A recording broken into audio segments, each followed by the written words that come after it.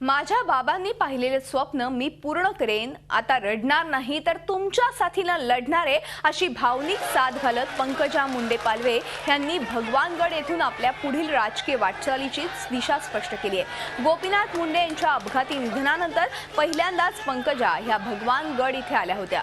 मी गोपीनाथ मुंडे यांची मुलगी आहे, मला कुणाच्या कुबड्यांची गरज नाही, बेईमानी करणाऱ्यांना आता माफ करणार नाही, त्यांच्याशी तडजोडी करणार नाही असं सांगत पंकजा यांनी धनंजय मुंडे यांचं नाव न घेता त्यांच्यावर टीका केली। या कार्यक्रमाला जवळपास 2 लाख नागरिक हजर होते। पंकजा ह्याच आता गोपीनाथ मुंडे यांच्या राजकीय वारसा आहेत अशी घोषणा नामदेव शास्त्री यांनी केली। पंकजा ह्या आता भगवानगडाची मुलगी आहे असं सांगत त्यांच्या पाठीशी खंबीरपणे उभं राहण्याचं आवाहन नामदेव शास्त्री यांनी केलं।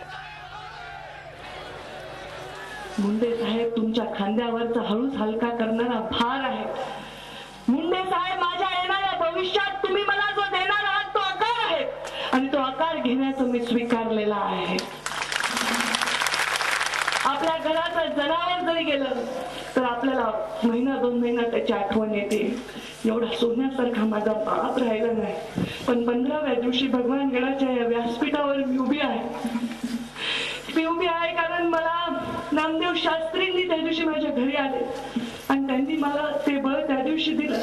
त्यांनी सांगितलं की मुंडे साहेबांनी भाषणात सांगितलं, पंकजा माझा वारसा आहे। तुम्हाला गडावरून नेहमी दिल्ली दिसते, तुम्हाला गडावरून मुंबई दिसली, आज तुम्हाला काय दिसते? तेव्हा मुंडे साहेबांनी सांगितलं, आज मला गडावरून पंकजा दिसली। तुम्हाला वाटेल हे बापाचं लेकीवरचं अंधळ प्रेम आहे, पण त्यांचा तो संदेश मला कळालेला आहे। मुंडे साहेबांना पंकजा दिसते। झी 24 तास रहा एक पाऊल पुढे।